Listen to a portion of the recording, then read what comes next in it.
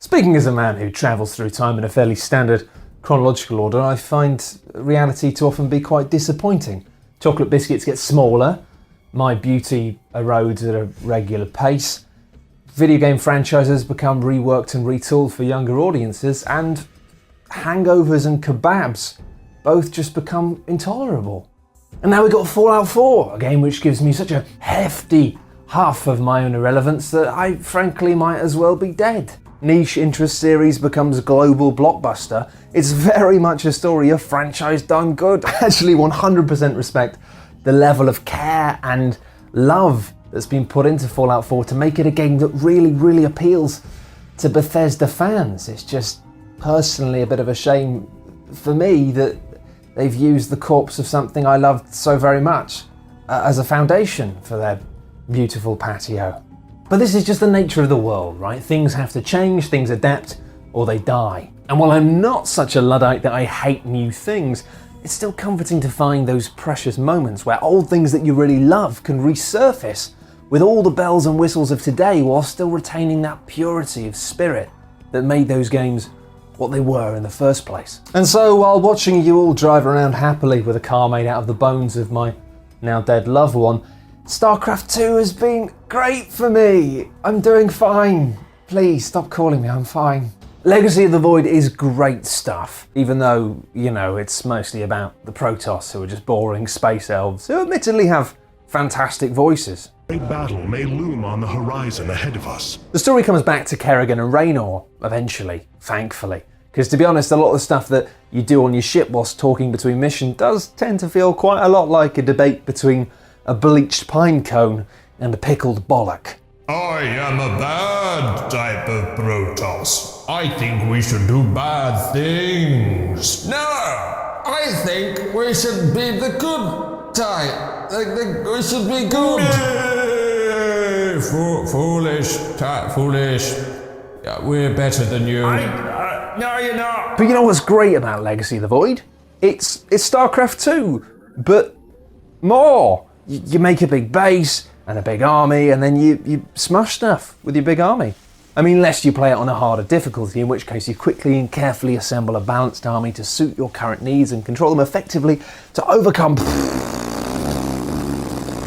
But I just can't be bothered with that.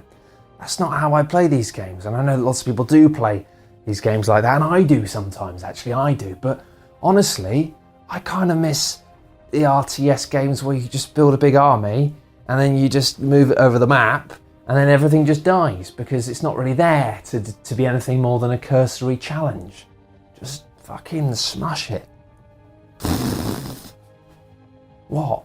I mean, the online stuff is great, don't get me wrong, but about 50% of it is just learning to counter all the specific ways in which a total stranger can fuck you within about 3 minutes.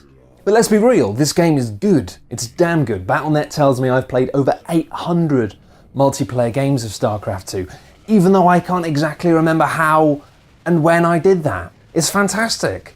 But, you know, the adrenaline that comes from playing StarCraft Online leaves me feeling like I've been mainlining Red Bull. You know, mild shakes, an uncomfortable heartbeat, and a mouth that feels like it's been blasted full of piss. Actually, that's just from drinking Red Bull. Starcraft doesn't do the piss thing. It's just Red Bull. And fuddy-duddies like me, you can't handle that stuff anymore. I've got this great new co-op mode that lets you team up against the AI with friends and have some of the fun of playing online without experiencing actual physical stress, which, whilst exciting, also makes you feel like you're knocking years off your life. You've got missions that can earn you XP, that unlock new abilities and skills for your army, which gives it actual legs. And it's nice that then you don't play it by being like, oh, I'm playing on hard because I'm a better player. You just start playing on hard because you've unlocked more things and you're better.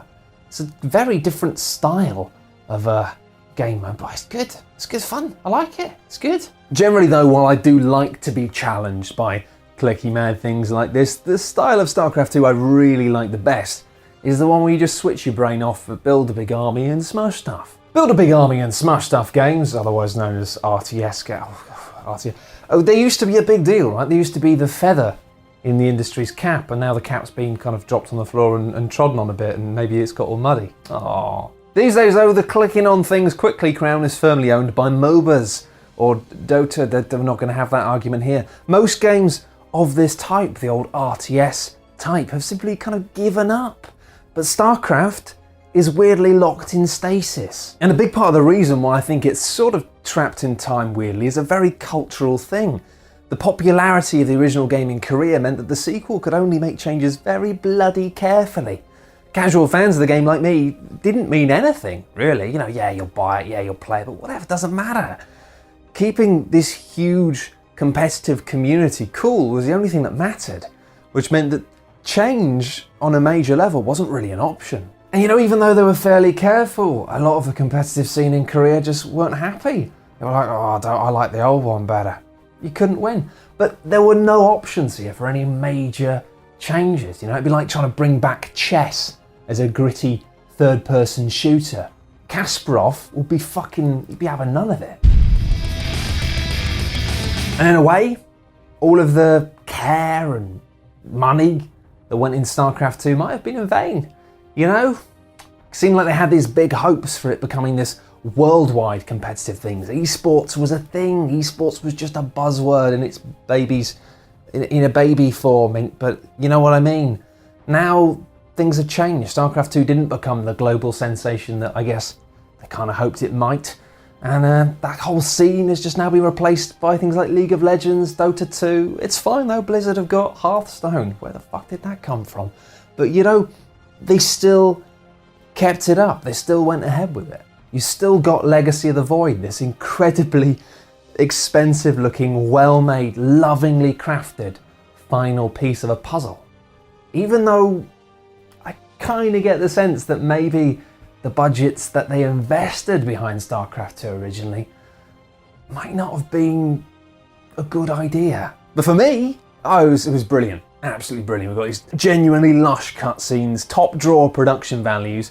It's like being hurled back into the bosom of the 1990s when green screen magic would have Einstein going back in time to eliminate Hitler. Like it ain't no thing. It's just no thing at all. Hitler is out of the way. Congratulations, Professor. With Hitler removed... Time will tell. Sooner or later. Time will tell. And now I've got an erection. Great. Thanks, Command & Conquer. So StarCraft 2's commitment to quality in a genre that had mostly long since given up hope was unusual when it first came out 5 years ago, but now with Legacy of the Void, it's just downright left field. We've been delivered this phenomenally shiny 3-part series of RTS joy from another era, combining modern AAA budgets with deliciously 1990s sensibilities, giant chunky space marines, too many aliens, booming voices, just endless explosions. A beautifully realised universe of laser-fueled pomp that's just tonally dated in a way that's just so comforting. But that's not to say that the design of the game is dated. Wings of Liberty did well to get away from the original StarCraft's mission design of slowly fight yourself across a map that is entirely made of enemy bases. And since then, each of the 3 parts has progressively found fun ways to tweak the formula ever so slightly. Terrans in Part 1 could upgrade units with fun abilities, the Zerg could mess with the DNA of their species to do the same thing, and the Protoss in Legacy of the Void can do the same thing in a different way, but with more options and potentially red lasers. Cleverly, you can also upgrade your ship, the Spear of Adun, allowing you to choose between fun toys that wreck stuff or passive buffs that let you skip elements of the game that you just can't be arsed with, effectively allowing the campaign to remove elements of the core design that maybe feel more dated than they should without messing with the bread and butter of the balanced multiplayer mode. These upgrades just ask you what you want. What do you want? Do you want buildings that let you warp in any kind of unit straight into the front line, or do you want incredible lasers that just rain from the sky, melting things? Just what do you want, babe? You can have whatever you want. Honestly, whatever you want. What do you want, babe? You can have whatever you want. So that's StarCraft 2. It's come to an end, you know, and I could have just said, you know, this StarCraft 2, this third part of this Legacy of the Void, very good, very solid, good addition, but it's been 5 years, and it's been a fantastic little trilogy of things. I've enjoyed it very much. So yeah, I don't usually do this sort of thing, but cheers, Blizzard. Thanks for not just phoning it in. Thanks for actually putting the extra time and effort in to make sure that every time you do one of these campaigns, they still feel quite ludicrously expensive and good. You've managed to keep a small part of 1990s Matt alive in a jar somewhere, presumably in some sort of evil laboratory. What's wrong? You're evil! Goodbye!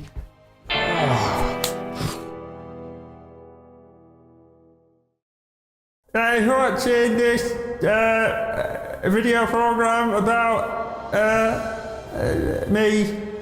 If you like this, go Cool Ghosts. Talk about it. Tell them about the crowdfunding aspect of Cool Ghosts.